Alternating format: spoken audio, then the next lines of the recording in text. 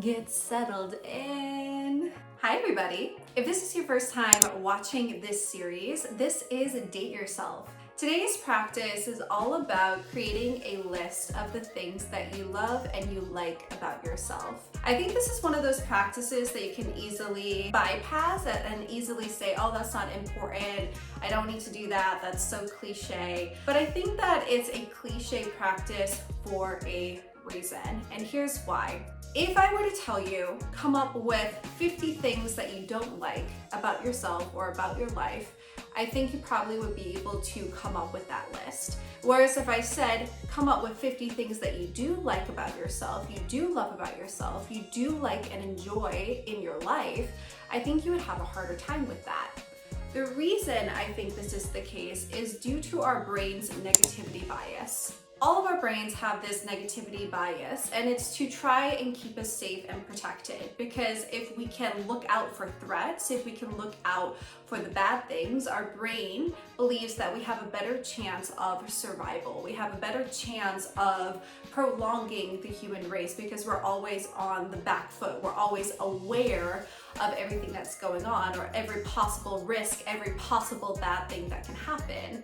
It's our brain's way of trying to protect us. And if we are living out in the middle of the woods with bears and fires and all of that sort of stuff, it would be a very beneficial thing.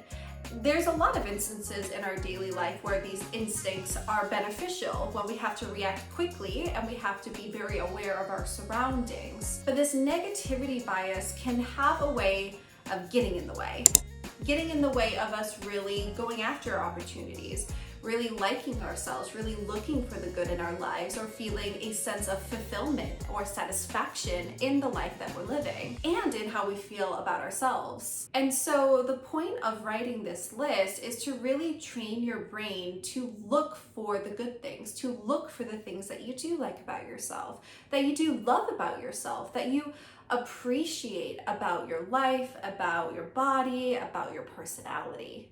And it's a practice that we tend to bypass as unimportant, but I actually think it's really important, because how often are you aware of all of the good things about yourself? How often are you leaning on those thoughts or leaning on those trust muscles? Because most of the time I find that is not what we're doing. We're thinking that we're not good enough. If only our nose was a little straighter, if only we lost 5 pounds, if only we had more money, if only we had that opportunity, if only Sally didn't break up with us in high school. Like, so many things. We think about all of these bad things about ourselves, about our lives. And so my biggest invitation to you is to not skip past this practice, to not just say, oh, I've already made a list, or, oh, I can already name 5 things I like about myself. Like, no. Really give this practice the time and space that it deserves. If you caught some of my other videos around like journaling or mindset, you'll know that I tend to be an all-in-one kind of girl. I enjoy keeping things all in one place. But you don't have to do this in a journal. You could get a spare piece of paper, you could get a scrap piece of paper, you can just get a napkin. I don't care what you write on. If you like to keep things all in one place, you're not alone. I really like to keep it all in one place, because then when I'm going back and reflecting on my life, I can just stumble upon these things and enjoy them and get the chance to be with them again. But where you write it down is up to you. If you want to add it to the Brad book, you can. If you want a spare sheet of paper, you can. Journal, whatever. We're going to start off by writing 30 things that you like or love about yourself. I started with 30 for a reason. It was originally going to be 50, but oftentimes people get a little bit squirmy when the number is too high. And so your job is to start with 30. And if that even feels like a stretch for you right now, here's what I really encourage you to do. Sit with it. Don't pull out of the practice because it feels hard. Don't do 5 and then say good enough. Really sit with it, be with that piece of paper as long as it takes for you to find 30 things that you like or love about yourself. Because there will come a point where you do start to feel a little itchy, where it starts to get a little uncomfortable. And maybe you're even aware that it's harder than you thought it would be to come up with things that you like. Come up with traits or features or quirks that you actually enjoy about yourself. And that's kind of the point.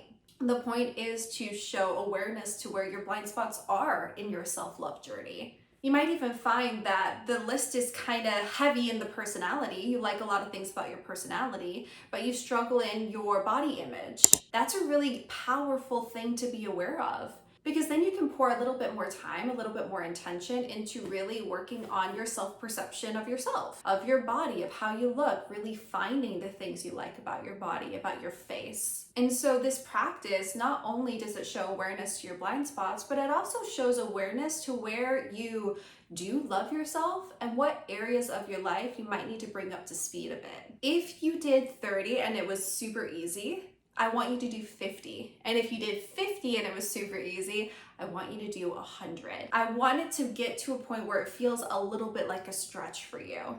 Again, that's to build the muscle, to build the awareness. I like to think about it like working out. When you're in the last set of working out, a lot of people tell you to do the maximum amount you can do. Not what the repetitions were, but really see what your body can handle. Do as much as you can until your muscles give out. That's the same kind of energy I want you to bring into this particular practice. And that might sound a little funny or a little bit scary or intimidating, but you want to feel a little bit of that stretch. You want to see how far you can go, because this will give you a really good insight to what your starting point of liking and loving yourself is. And as you go through the 30 days, you can see where you started and where you ended, if you choose to do the practice over again. All right, that is it for this particular practice.